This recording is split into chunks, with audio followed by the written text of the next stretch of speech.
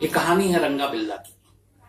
आप में से शायद बहुत सारे लोग जानते होंगे, लेकिन बहुत सारे लोग नहीं जानते।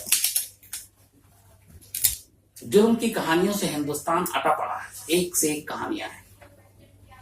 लेकिन ये कहानी कई मानों में बहुत सारे, इसकी एक अलग जगह है। और उसकी वजह यह है कि जिस तरीके से ये क्राइम हुआ, जो छोटे छोटे बच्चों के साथ हुआ, और रंगा बिल्ला ने जो कुछ उनके साथ किया, वो जब भी सोचते हैं तो रोंगटा खड़ा हो जाता है। और उस वक्त भी लोगों में इसको लेके बहुत गुस्सा था। तब जनता पार्टी की सरकार हुआ करती थी दिल्ली में, मोरारजी देसाई प्रधानमंत्री हुआ करते थे। और कहते हैं कि मोरारजी देसाई ने जब पब्लिक का गुस्सा देखा तो खुद इस केस में बहुत पर्सनली इंटरेस्ट लिया, और इंटरेस्ट लेने के बाद फिर उन्होंने पुलिस को प्रेशराइज किया, इसको जल्दी सॉल्व करो। तब जाकर फिर ये केस सॉल्व हुआ, अपने अंजाम तक पहुंचा। और इसमें एक और बड़ी चीज है कि शायद ये हिंदुस्तान के, मुझे और कोई ऐसा इंसिडेंट याद नहीं आता है, एक महात्मा गांधी के कत्ल को छोड़ दे, जिसमें इतनी जल्दी कोई फैसला भी हुआ, न सिर्फ फैसला हुआ बल्कि फांसी भी हुई। ये वो रंगा बिल्ला का केस है कि 4 साल के अंदर लोअर कोर्ट से लेकर हाई कोर्ट से लेकर सुप्रीम कोर्ट, प्रेसिडेंट तक दया याचिका, ये सारी खाना पूर्ति पूरी हुई, और 4 साल के अंदर अंदर रंगा बिल्ला को फांसी भी दे दी गई। ये हिंदुस्तान में बड़े कम 1-2 ही केस में ऐसा हुआ है। और इसकी वजह यही थी कि इस केस को लेकर लोगों में इतना गुस्सा था, इसको जितना आप डिले करते गुस्सा बढ़ता। तो शायद यही वजह है कि जुडिशरी ने भी बड़ा काम तेजी से किया और कातिलों को जो है उनके अंजाम तक पहुंचाया। रंगा बिल्ला का नाम, उसके ऊपर बहुत सारी फिल्में बनी, तमाम सीरियल्स बने, मुहावरों में इस्तेमाल होता है, कई मैंने सोशल मीडिया में भी देखे रंगा बिल्ला के नाम से कुछ साइट भी है। लेकिन ये जो कहानी है ये असल में रंगा का असली नाम था कुलजीत सिंह उर्फ रंगा कुश, और दूसरा जो बिल्ला था वो जसबीर सिंह, हरियाणा के रहने वाले थे। जो रंगा था वो पेशे से ट्रक ड्राइवर था और बाद में टैक्सी चलाने लगा मुंबई में, और बिल्ला जो था वो छोटे मोटे क्राइम करता हुआ मुंबई पहुंचा और फिर वहां क्रिमिनल बन गया। तो ये रंगा और बिल्ला की पहचान थी। और एक शाम नाम का कोई शख्स था मुंबई में जिसने रंगा को बिल्ला से मिलाया पहली बार, और फिर इन दोनों में दोस्ती हुई। मुंबई में इन्होंने बच्चों को किडनैप किया, रैंसम लिया, तो रंगा की टैक्सी में ही किडनैप किया जाता था बच्चों को, और उसका फिर उसके वसूली की जाती थी। और ये दोनों का अपना क्राइम रिकॉर्ड इसी तरह से चलता रहा। अब इस कहानी पे आते हैं जिसकी वजह से ये रंगा बिल्ला पूरे देश में जाना जाने लगा, जिसके नाम से लोग खौफ खाने लगे। लोगों को रात को नींद नहीं आती थी जब ये कहानी सुनते थे, और ये सच है। ये बात है 28 अगस्त 1978 की, 26 अगस्त 1978 की। और 26 अगस्त 1978 को दिल्ली में उस दिन शाम को बारिश हो रही थी, शनिवार का दिन था, और एक नेवी में कैप्टन, जो इंडियन नेवी में कैप्टन थे, जो कि धौला कुआं में जो ऑफिसर्स मेस है वहां पे रहते थे, और मिस्टर मदन मोहन चोपड़ा, तो ये नेवी में कैप्टन थे। और ऑफिसर्स मेस धौला कुआं आर्मी कंटोनमेंट एरिया जो है वहां पे, वो वहां ऑफिसर्स मेस में उनका घर हुआ करता था। इनके 2 बच्चे थे, एक गीता चोपड़ा और दूसरा बेटा जो था वो संजय चोपड़ा। गीता चोपड़ा की उम्र 16 साल के आसपास थी 26 अगस्त 1978 को, और संजय 14 साल का था। दोनों भाई बहन। Geeta Chopra Jesus and Mary college में जस्ट एडमिशन ली थी उसी साल 1978 में, और वो Jesus and Mary first year की स्टूडेंट थी। जबकि संजय चोपड़ा 10वीं क्लास का स्टूडेंट था, मॉडर्न स्कूल बाराखंबा रोड, बहुत फेमस स्कूल है, तो वहां 10वीं में पढ़ता था। 26 अगस्त 1978 को गीता चोपड़ा चूंकि संगीत का शौक रखती थी और वो गाने वाने भी गाती थी, स्कूल के फंक्शन में परफॉर्म करती थी, तो ऑल इंडिया रेडियो का एक युवानी बहुत फेमस प्रोग्राम आया करता था, शायद अब भी आता है, युवानी, युवाओं के लिए था ये। तो उस दिन गीता चोपड़ा की रिकॉर्डिंग थी ऑल इंडिया रेडियो, संसद मार्ग के पास ये ऑल इंडिया रेडियो का दफ्तर है बहुत बड़ा, वहां पे रिकॉर्डिंग हो रही थी। तो ये रिकॉर्डिंग के लिए 7 बजे पहुंचना था गीता चोपड़ा को ऑल इंडिया रेडियो, और 8 बजे ये ऑन एयर जाना था रेडियो पे। तो गीता अपने भाई संजय चोपड़ा के साथ शाम करीब 6 बजे के आसपास धौला कुआं जो कंटोनमेंट एरिया है जहां ऑफिसर्स में रहती थी, वहां से ये बाहर निकलती है और घर के बाहर वहीं पे चूंकि बहुत सारे जानने वाले थे तो एक से लिफ्ट मिलती है। वो गाड़ी में लिफ्ट लेकर गोल डाकखाना पहुंचती है। गोल डाकखाना नई दिल्ली के इलाके में एक जगह है, फेमस जगह है, और उस गोल डाकखाने के बराबर में एक स्कूल भी है, वो कोलंबस स्कूल है जहां से शाहरुख खान ने पढ़ाई की। तो गोल डाकखाने पे लिफ्ट लेके वो उतरती है और गोल डाकखाने से ऑल इंडिया रेडियो पहुंचता था, दूरी ज्यादा नहीं थी। तो गोल डाकखाने से उतर के ये दोनों भाई बहन किसी ऑटो का इंतजार करते हैं ये कि यहां से भी किसी गाड़ी से लिफ्ट मिल जाए तो ऑल इंडिया रेडियो तक चले जाए। तो वहां पे खड़े होते हैं, हल्की हल्की बारिश हो रही थी। तभी एक मस्टर्ड कलर की फिएट कार जिसका नंबर था HRK 8930 वो गोल डाकखाने से गुजर रही थी। ये दोनों सड़क किनारे खड़े थे। शाम का टाइम था, करीब 6:30 का वक्त हो चुका था। तो ये जब गाड़ी गुजर रही थी तो दोनों हाथ देते हैं। तो उस गाड़ी के अंदर 2 लोग बैठे थे, रोक देते हैं, तो ये उनसे लिफ्ट मांगते हैं। उस गाड़ी के अंदर रंगा और बिल्ला बैठा हुआ था। रंगा ड्राइव कर रहा था, बिल्ला साथ में बैठा था। दोनों बच्चे गाड़ी के अंदर आ जाते हैं। उसका थोड़ी दूर जाते हैं तभी बिल्ला जो है वो कुछ उनको ये लगता है कि ये दोनों बच्चे जो हैं दिखने में कि अमीर घराने के हैं। और रंगा बिल्ला की कहानी ये थी कि उस दिन वो सड़क पे सुबह से घूम रहा था एक गाड़ी लेकर कि कोई एक कपल मिल जाए जिसको वो किडनैप करें और फिर उसी के घर में ले जाए, और फिर वहां उसके पास से अगर मिल गया तो सब कुछ ठीक है, नहीं तो फिर उसके घर ले जाएंगे और घर में जो भी कीमती सामान है वो लूट के और वहां से निकल लेंगे। और ये दोनों कुछ दिन पहले ही मुंबई से दिल्ली आए थे और दिल्ली में मजलिस पार्क के पास एक कमरा किराए पे लिया था। और रंगा गाड़ी चलाने में बहुत माहिर था और बिल्ला नंबर प्लेट्स बनाने में। तो इन्होंने दिल्ली में आने के बाद 1-2 गाड़ियां चुराई, फिर उन्हें गाड़ी पसंद नहीं आई, छोड़ दी, फिर चुराई, फिर पसंद नहीं आई, तो 3-4 गाड़ियां चुरा के किसी का एक्सीलेटर काम नहीं कर रहा था तो वो छोड़ दी। 26 अगस्त को इन्होंने अशोका होटल के पास से एक फिएट गाड़ी चुराई और वो मस्टर्ड कलर की थी। उसका इन्होंने नंबर प्लेट चेंज कर दिया और उसी गाड़ी में ये गुजर रहे थे जब गोल मार्केट के पास। तो इत्तेफाक से गीता और संजय वहां पे खड़े हुए थे और ऑल इंडिया रेडियो जाना था, उन्होंने लिफ्ट मांगी, वो गाड़ी में बैठ गए। अब ये गाड़ी चल पड़ी, धीरे धीरे शाम अंधेरा होने वाला। अब ऑल इंडिया रेडियो की तरफ बजाय जाने की तरफ जो रास्ता था, चूंकि उन दोनों बच्चों को पता था, पहले भी जो गीता है वो ऑल इंडिया रेडियो जा चुकी थी अपने परफॉर्म करने के लिए गाने का, तो उसे मालूम था कि ये गलत रास्ते पे ले जा रहा। तो दोनों ने विरोध किया। तो फिर उन्होंने उनके पास कृपान था करीब 3 फीट और लंबा और छोटा भी था चाकू। तो फिर वो उसके साथ उन्होंने उसको डराना धमकाना शुरू कर दिया। तो बच्चे घबरा गए, इन्होंने शोर मचाना शुरू किया। शोर मचाने के बाद ये गाड़ी को रोकने की कोशिश करने लगे, दरवाजा खोलने की कोशिश करने लगे। तो गोल मार्केट के आसपास कई लोगों ने, कुछ स्कूटर पे जा रहे थे, कुछ कार में जा रहे थे, उन लोगों ने देखा कि एक कार जा रही है जिसके बच्चे अंदर चीख रहे हैं, अपने आप को बचाने की कोशिश कर रहे हैं। उन लोगों ने उस कार को फॉलो किया और उसको रोकने या उन बच्चों की मदद करने की कोशिश की। लेकिन जब इन दोनों को लगा कि ये लोग आ रहे हैं और वो देख रहे हैं कि अंदर बच्चा जो है, दोनों विरोध कर रहे हैं, तो घबरा के उन्होंने गाड़ी और तेज कर दी।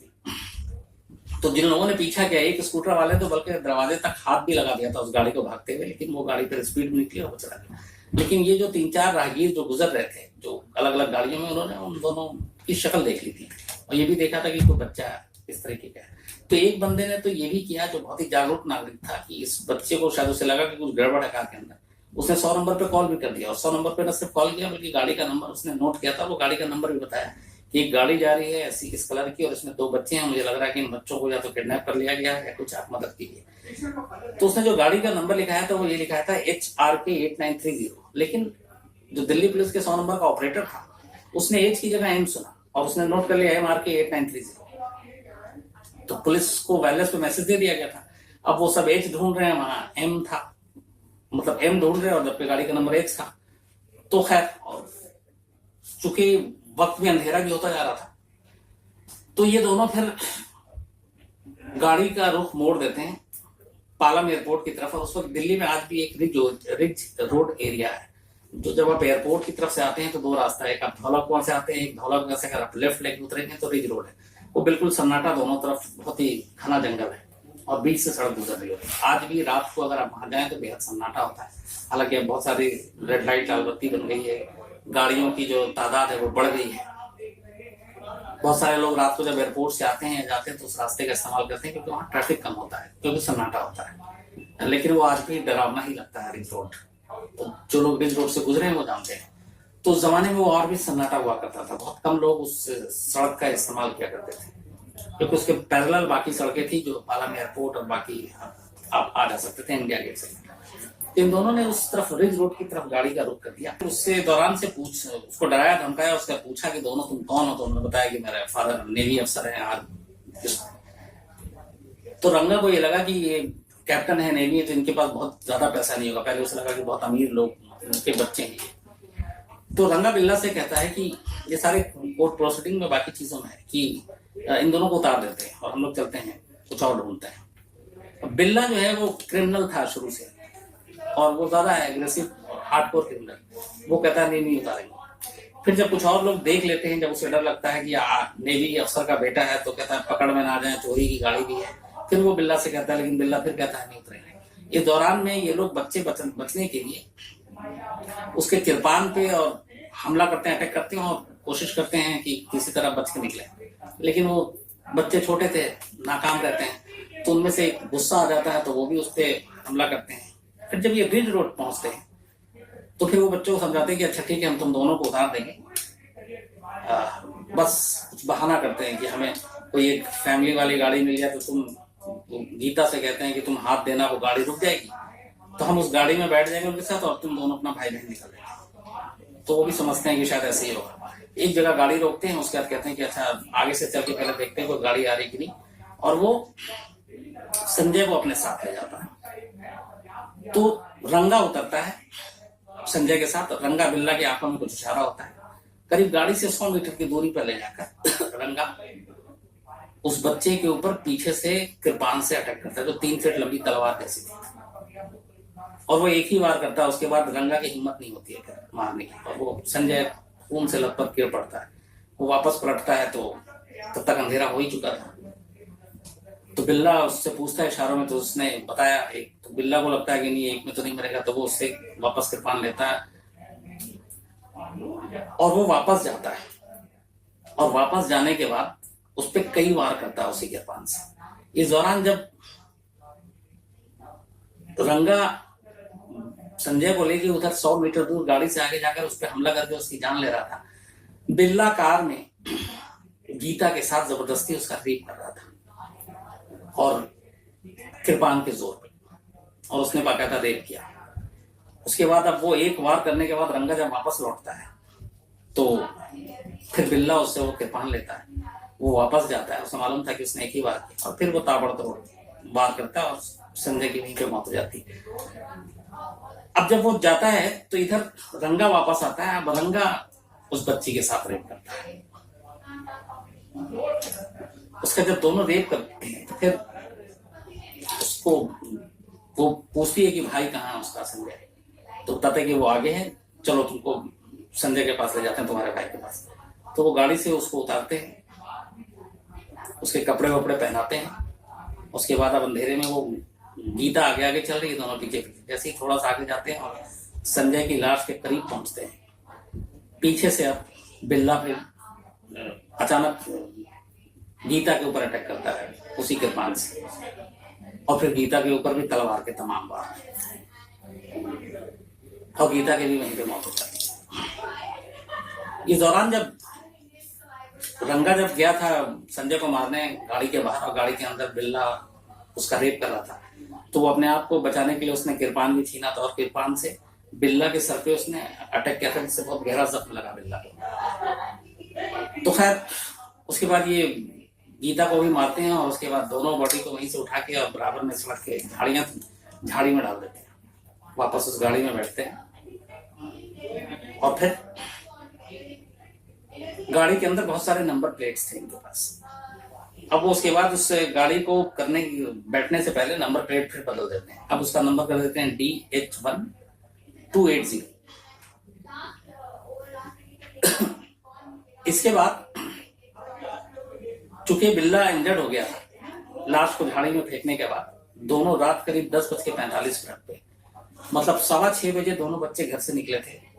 6:30 बजे के आसपास गोल्डा खाना पहुंचे थे। 6:35-40 के आसपास गाड़ी में बैठे थे और उसके बाद से ये दोनों की ही गाड़ी में कब्जे में थे और 10:45 पे ये दोनों रात को वेलिंगटन हॉस्पिटल पहुंचते हैं, उसी एरिया में, रिज रोड से बहुत ज्यादा दूर नहीं। तो करीब करीब 3 घंटा गाड़ी में कत्ल करने में, रेप करने में, और 3 घंटे ये दोनों बच्चे गीता और संजय उनके साथ रंगा बिल्ला था। उसके बाद ये चूंकि सर पे उसके खून गिरा था, चोट लग चुकी थी, तो ये वेलिंगटन हॉस्पिटल पहुंचते हैं और वहां इलाज करने के लिए रंगा बिल्ला हॉस्पिटल के अंदर जाते हैं। डॉक्टर देखता है वहां पे, चूंकि मेडिकल लीगो केस होता है, इस तरह की चीजें, तो वहां पे पुलिस का अफसर भी बैठा रहता है। तो वो पूछता है कि डॉक्टर क्या हुआ, तो उसने कहा कि हमारी वहां पे कालीबाड़ी इलाका है, तो कहता हम वहां से गुजर रहे थे, किसी चोर ने हम पे अटैक करने की कोशिश की, लुटेरे ने हमारी घड़ी छीन ली और हम पे वार किया, उसकी वजह से चोट लग गया। खैर उसकी मरहम पट्टी सारी चीजें होती हैं उसका। उसके बाद पुलिस उसको कहती है कि चलो कहाँ पे लोकेशन हो रहा है दिखाओ। वो उसको कालीबाड़ी ले जाता है, वो जगह दिखाता है, उल जरूल जो भी झूठ मूठ, फिर वो अपना एड्रेस वेड्रेस बताता है दिल्ली का, और दोनों उसके बाद वापस आते हैं और फिर पुलिस जो है उनकी सारी बयान रिपोर्ट लिखती है।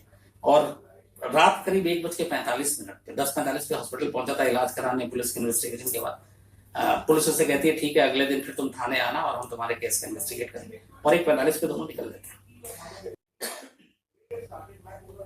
अब ये दोनों तो निकल लिए 1:45 पे। इधर ये हो रहा है कि अब संजय और गीता घर से निकले, 7 बजे इनको AIR पहुंचना था, ऑल इंडिया रेडियो। 8 बजे इनका प्रोग्राम लाइव था। तो जब रात के 8 बजते हैं तो संजय के माँ बाप घर में ना रेडियो ऑन करते हैं, क्योंकि वो प्रोग्राम लाइव आना था। तो जब वो ऑन करते हैं तो किसी और बच्ची की आवाज में परफॉर्मेंस चल रहा था, जो गाना बज रहा था। तो उन्हें बड़ा अजीब लगता है। फिर पहले उन्हें लगता है कि उन्होंने शायद चैनल रेडियो का गलत लगाया, बट फिर वो चैनल चेक करते हैं, दोबारा कहते हैं ये तो वही है। तो उन्हें लगता है कि शायद कुछ और वजह इसके बाद आएगा, तो वेट करते हैं। लेकिन वो युवानी प्रोग्राम जो उस दिन होना था वो खत्म हो जाता है। तो उन्हें थोड़ी चिंता होती है। तो फिर गीता और संजय के जो पिता है मदन मोहन चोपड़ा, वो स्कूटर उठाते हैं अपने घर से धौला कुआं से और सीधे ऑल इंडिया रेडियो पहुंचते हैं। ऑल इंडिया रेडियो पहुंच के जाके वो पहले तो रिसेप्शन पे पूछते हैं भाई ये 2 बच्चे हैं इस नाम के, तो बताते हैं कि यहाँ तो कोई एंट्री नहीं है। फिर कहते हैं इनका परफॉर्मेंस था, जो भी प्रोड्यूसर थे उस शो के उनसे मिलते हैं। तो वो कहते हैं कि हम उन दोनों का इंतजार करते थे और गीता का तो आज शो था और वो आई नहीं, इसलिए हमें मजबूरन में एक दूसरी बच्ची का वो करना पड़ा, क्योंकि ये शो जाना जरूरी था। अब पिता उनके परेशान हो फिर घर पे फोन करते हैं कि इस बीच में घर तो नहीं लौट गया। घर से पता चलता है कि नहीं, वो तो आए नहीं।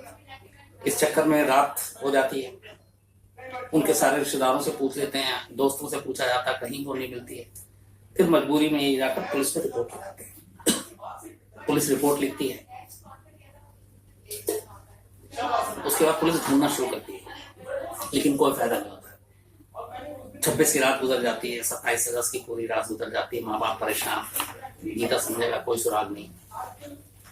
28 अगस्त की शाम 6 बजे के करीब रिज रोड में, क्योंकि जंगल का एरिया है, कुछ वहां के जो लोकल चरवाहे थे वो अपनी गाय और भैंस को चराने जाते थे। तो शाम को एक चरवाहा था जो अपनी भैंस को लेके गया हुआ था और वो वहां से गुजर रहा था। तो जब वो निकलने लगा तो उसको झाड़ी में कुछ कपड़े दिखाई दिए। तो नजदीक गया तो उसने देखा कि वहां पे 2 लाश। तो उसने फौरन जो है बाहर में निकल के, जो नजदीकी पिकेट्स था वहां पे पुलिस वाले रहते थे, अक्सर उसे मालूम था, तो वो जाके बताता है कि ऐसी सी बात है। तो वो पुलिस आती है। वो पुलिस आने के बाद देखती है तो वहां पे 2 लाशें मिलती हैं, एक बच्चे की एक बच्ची की। पुलिस फौरन उस लाश को अपने कस्टडी में लेती है और उसके बाद चूंकि मिसिंग की रिपोर्ट थी इन दोनों की और उम्र जो थी वो वही थी, हुलिया जो दिया था घर वालों ने वही था, कपड़े भी वही थे, तो पुलिस को लगता है कि ये वही दोनों थे। तो फिर मदन मोहन जो गीता और उनके पिता थे उनको बुलाया जाता है और वो लाश की शिनाख्त करते हैं कि हाँ हमारे ये बच्चे हैं, यही गीता और यही वो। तो पहली बार ये पता चलता है कि इन दोनों का कत्ल हो चुका है। और लाश की हालत ऐसी थी कि जो तलवार था 3 फीट का कृपाण जिसे मिले, अनगिनत वार थे। तो बॉडी के कई ज्यादातर हिस्से कटे हुए थे। और इसके बाद पोस्टमार्टम होता है, तो पोस्टमार्टम से पता चलता है कि गीता के साथ रेप हुआ था। अब जब ये खबर आती है तो उसके बाद मीडिया में भी ये फौरन उस वक्त, चूंकि एक नेवी अफसर की बच्चे और बच्ची के साथ इस तरह की हरकत और उसके छोटे भाई का इस तरह से कत्ल, तो तमाम लोग जो जब खबर सुनते हैं, पढ़ते हैं, एक गुस्सा आ जाता है उनके अंदर, और धीरे धीरे लोगों का ये गुस्सा बढ़ता रहता है और पुलिस के ऊपर दबाव आना शुरू हो जाता है। अच्छा, कुछ समझ में नहीं आता कि कौन दुश्मन क्या होता है, और पुलिस जांच कर रही है लेकिन कुछ फायदा नहीं हो रहा है। 26 को एक कत्ल होता है, 28 तारीख को लाश मिलती है, 29-30 निकल जाता है। 29 तारीख या 30 तारीख को फिर अचानक जब कोई हल नहीं निकला था, कातिल पकड़ा नहीं जा रहा था, तो गीता और संजय के पिता जो है वो मीडिया का सहारा लेते हैं। वो अपने बच्चों की तस्वीरें देते हैं और वो बताते हैं कि पूरी कहानी कैसे कब कहाँ जा रही थी, गायब हो गई। तो इन 1-2 दिनों में वो तस्वीरें और सारी चीजें नहीं आई थी। तो जब वो खुद मीडिया के पास जाते हैं और फिर सारे जो लीडिंग न्यूज़पेपर है उसमें अगले दिन ये तस्वीरों के साथ सब खबर छपती है, तो उसका बड़ा अच्छा असर होता है। 26 अगस्त की शाम को गोल डाकखाने के पास जो स्कूटर वाले या जो कार जो गुजर रहे थे और जिन्होंने देखा था कि एक कार में 2 बच्चे छटपटा रहे हैं, निकलने की कोशिश कर रहे हैं, शायद उसको किडनैप किया गया है, जिनमें से एक ने पुलिस को कॉल भी किया था, वो अखबार में खबर पढ़ के सामने आते हैं और पुलिस को बयान देते हैं कि हमने उन जो कार थी, उस कार के अंदर जो 2 लोग बैठे थे, हमने उन्हें देखा है, हमें उसकी शक्ल अच्छी तरीके से याद है। तो पुलिस के लिए बहुत बड़ा एक राहत की बात होती है। पुलिस उन लोगों को बुलाती है, उनके जरिए उनके स्केच बनते हैं और वो तस्वीरें पुलिस अखबार में जारी करती है नेक्स्ट डे, और उसके बाद उसके ऊपर इनाम रखा जाता है। लेकिन इधर कातिल अभी नहीं पकड़ा था। मोरारजी देसाई प्रधानमंत्री थे, दिल्ली में ही थे, लोगों का गुस्सा, मीडिया में कवरेज लगातार हो रहा था। फिर उन्होंने खुद इसमें पर्सनल इंटरेस्ट लिया।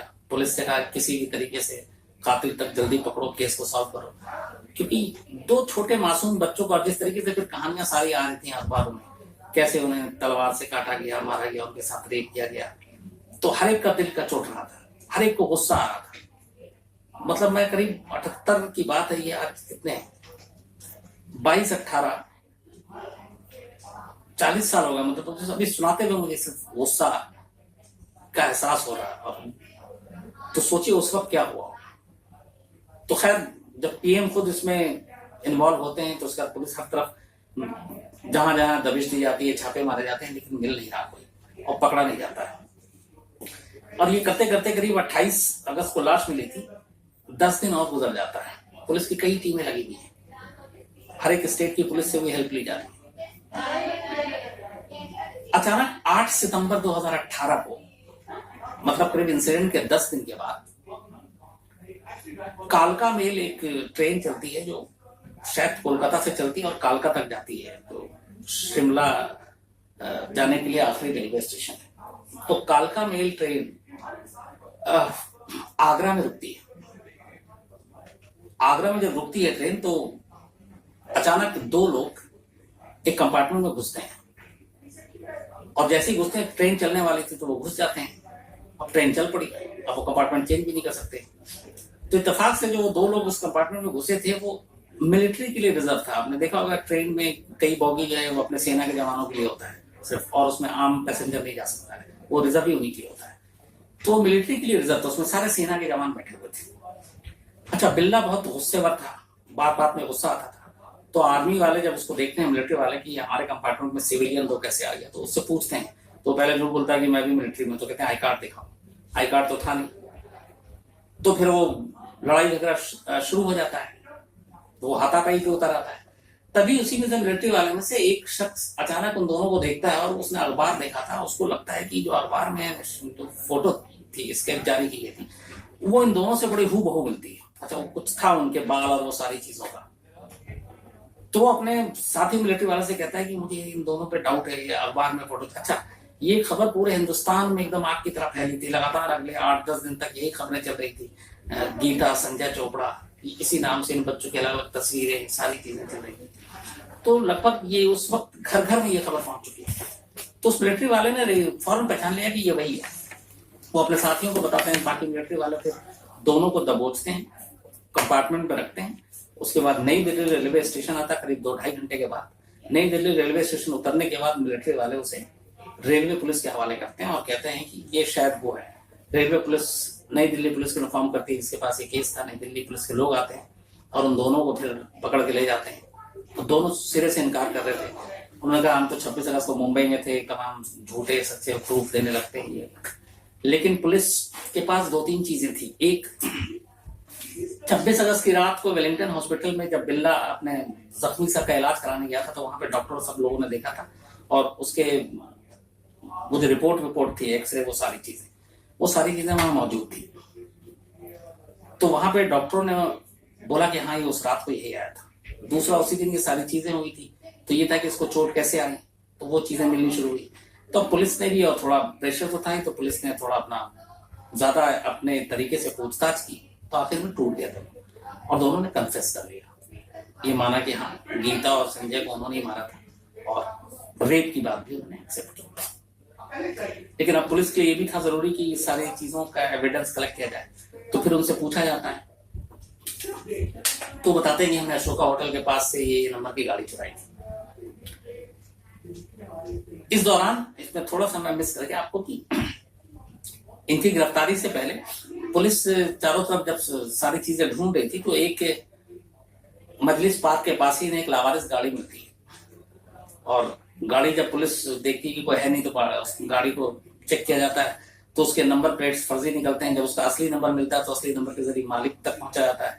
फिर लोकल पुलिस से पता चलता है गाड़ी चोरी हो गई, उसकी रिपोर्ट है, मालिक आता है, गाड़ी लॉक थी, तो मालिक के पास वो चाबी थी, मालिक आता, चाबी लगाता, गाड़ी खुल जाती है। उस गाड़ी के अंदर थोड़े से ब्लड के निशान थे, मट्टी थी, तो सारी चीजें पुलिस जो है वो अपने कस्टडी में कर लेती है गाड़ी को भी।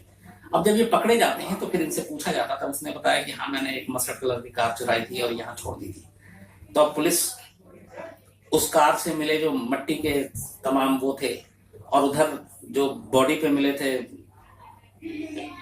संजय और गीता के, उन सब का मिलान कराती तो वो मैच कर जाता है। फिर जब ये दोनों पकड़े गए थे, इनके पास बैग था, जब ये कालका ट्रेन में बैठे थे तो उस बैग में इनके वो वाले कपड़े भी थे जो जिसपे खून के कुछ छींटे थे, तो वो मैच कर जाता है गीता के और उसके ब्लड से। फिर गाड़ी से कुछ और गीता के हाथ और नाखून से कुछ बाल मिले थे, उस बाल की भी मैचिंग हो जाती है रंगा और बिल्ला से। तो ये सारे प्रूफ जो है वो मिलते जाते हैं। तो उसके बाद फिर वो अपनी कहानी बताते हैं कि ऐसा क्यों किया। तो उन्होंने बताया कि वो मुंबई में थे और मुंबई से आने के बाद असल में मुंबई में उनका एक दोस्त था श्याम, तो श्याम पकड़ा गया। तो इन दोनों को ये डर था कि श्याम पकड़ा गया तो पुलिस बहुत सारे पुराने किडनैपिंग और गाड़ी चोरी के मामले में उन दोनों का नाम लेगा, तो मुंबई पुलिस ने पकड़ ली। तो ये मुंबई से फिर इन्होंने गाड़ी चुराई, वहां से सूरत गए, अहमदाबाद गए और फिर ट्रेन पकड़ी और दिल्ली आए। दिल्ली ये पहुंचते हैं करीब 24 अगस्त को। फिर एक किराए पे घर लेते हैं, 2 महीने का एडवांस देते हैं मजलिस पार्क एरिया में। फिर 25 तारीख को जो बिल्ला है वो पानीपत जाता है, उसकी एक बहन थी वहां उससे मिलता है, फिर वापस आता है। 26 अगस्त को ये 2 गाड़ियां चुराते हैं, दोनों छोड़ देते हैं, फिर तीसरी गाड़ी चुराते हैं और इनका ये था कि किसी एक कपल को उठाना है, किडनैप करना है, उससे पैसे वसूलने हैं या उसके घर को लूटना है और फिर यहाँ से निकल जाना है, फिर किसी तीसरी जगह जाना है। लेकिन इत्तेफाक से ये दोनों बच्चे टकरा गए और उन्हें लगा कि ये दोनों बच्चे जो है उनकी बातचीत से, उनके कपड़ों से, उनके पहनावे से कि ये बहुत अमीर घर के हैं। तो उसे लगा कि इन दोनों को अगर किडनैप करेंगे तो इनके माँ बाप काफी पैसे दे देंगे, तो इस वजह से उन दोनों को उठाया था। लेकिन जब पता चला कि ये नेवी के बच्चे, इनके पास इतने पैसे नहीं होंगे, और फिर उन दोनों ने बड़ी बहादुरी से बीच बीच में आवाज की, शोर किया, लोगों से मदद मांगी, इवन हमला किया और गाड़ी से निकल के भागने की कोशिश की। न सिर्फ 14 साल के संजय ने बल्कि गीता ने भी जो बहादुरी दिखाई थी उसकी वजह से वो जो दोनों थे वो घबराए भी, और अगर 1-2 राहगीर सही गाड़ी के बीच में आ जाता तो शायद गीता और संजय की जान भी बच सकती थी, लेकिन हो नहीं पाया बदकिस्मती से ऐसा। इसके बाद फिर जब ये सारे सबूत, फिंगरप्रिंट्स मिल जाते हैं तो अब मुकदमा शुरू होता है। और चूंकि गुस्सा बहुत था तो लोअर कोर्ट बहुत जल्दी अपना फैसला, साल भर के अंदर फैसला सुना देती है दोनों को फांसी की सजा देती है। हाई कोर्ट में मामला जाता है, हाई कोर्ट भी फौरन इस मामले में अपना फैसला सुनाती है, फांसी की सजा देती है। फिर सुप्रीम कोर्ट में जाता है, सुप्रीम कोर्ट भी फौरन उस फैसले को बहाल रखती है। प्रेसिडेंट के पास मर्सी पिटीशन था, उसको भी फौरन खारिज कर दिया जाता है। और इस तरीके से बड़ी तेजी से केस चलता है। लेकिन जब अदालत में मामला गया तो दोनों बदल जाते हैं, दोनों कहते हैं कि हम उस दिन मुंबई में थे, दिल्ली में नहीं थे, और हमने कोई मर्डर नहीं किया, हमने रेप नहीं किया, हमें फंसाया जा रहा है। लेकिन तमाम जो प्रूफ थे, सबूत थे, चाहे वो फिंगरप्रिंट्स हो, ब्लड सैंपल हो, मिट्टी के सैंपल हो, गाड़ी से मिले हुए ब्लड के सैंपल हो, वो सारी चीजें इन दोनों के खिलाफ थे। हॉस्पिटल का, वेलिंगटन हॉस्पिटल का सबूत भी बहुत अहम था। तो उसके बाद ये सारे अदालती फैसले निपटते हैं और इसके बाद इन दोनों को 31 जनवरी 1982, मतलब 78 में इंसिडेंट हुआ था, 31 जनवरी 1982, 4 साल के बाद इस इंसिडेंट के तिहाड़ जेल में इन दोनों को सुबह सुबह फांसी दे दी जाती है।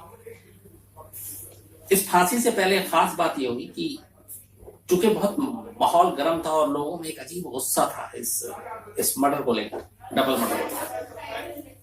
तो लोग जानना चाहते थे कि रंगा बिल्ला के दिमाग में क्या चल रहा था, क्या सोचता है, वो ऐसा कैसे कर सकता है, कि इंसान इस हद तक कैसे कर सकता है। तो पहली बार एक मीडिया ने कोर्ट में वो अपील की कि हमें इनका इंटरव्यू करने की इजाजत दी जाए ताकि उसकी हम सोच समझ सके।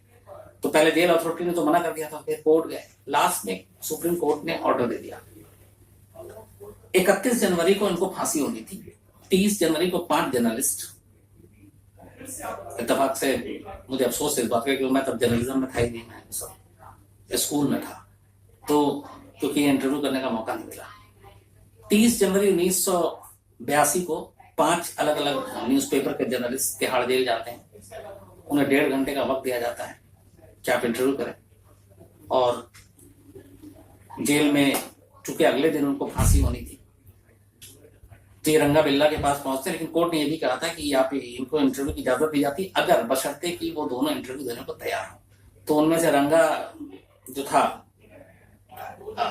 वो इंटरव्यू देने को तैयार हो गया, बिल्ला ने साफ मना कर दिया था। तो रंगा ने अपने इंटरव्यू में लास्ट तक माना नहीं, उसने कहा कि मैंने कुछ नहीं किया, मैं निर्दोष हूं, मुझे गलत फांसी दी जा रही है। और बिल्ला ने तो मीडिया के सामने आने से मना कर दिया। तो 31 जनवरी 1982 को जिस सुबह फांसी हुई, उसी सुबह दिल्ली के और दिल्ली से छपने वाले देश के तमाम अखबारों में 5 जो जर्नलिस्ट थे उन्होंने रंगा का पूरा इंटरव्यू छापा था। उसके बाद ये फिर खबर आई कि जब फांसी हो गई तो तिहाड़ जेल ऑफिशियल से कि उस फांसी के दौरान बिल्ला बेहद खामोश था, उन्हें मालूम था दोनों को भी फांसी होने वाली है। रंगा ने विरोध किया था और रंगा फांसी के तख्ते तक जाने में उसने बहुत ज्यादा विरोध किया, उसको बहुत पकड़कर घसीटते हुए ले जाया गया, जबकि बिल्ला नॉर्मल था एकदम। इन दोनों को फांसी के बाद इनके घर वालों से पूछा गया, उन घर वालों ने भी, चूंकि पूरे देश का माहौल में मूड ऐसा था, इनकी बॉडी लेने से मना कर दिया। और वो उनके घर वाले शुरू से ही इस चीज के खिलाफ थे। उनका कहना था अगर इन्होंने ऐसा किया है तो इसको फांसी मिलनी चाहिए। तो फांसी होने के बाद फिर तिहाड़ जेल ऑफिशियल ने इनका अंतिम संस्कार दोनों का किया। उसके बाद 1981 में संजय और गीता को कीर्ति चक्र, जो बहादुरी पुरस्कार बच्चों को मिलता है, उससे नवाजा गया, क्योंकि उन्होंने जिस तरीके से मुकाबला किया 2 बच्चों ने, तो कीर्ति चक्र मिला। लेकिन जो असली चीज आई वो इसके बाद आई, जो Indian council for child welfare है, Indian council for child welfare, उसने एक गवर्नमेंट को प्रपोजल भेजा कि जिस बहादुरी का परिचय, जिस हिम्मत से 16 साल की बच्ची, 14 साल का बच्चा अंधेरे में 2 लोग जिनके हाथ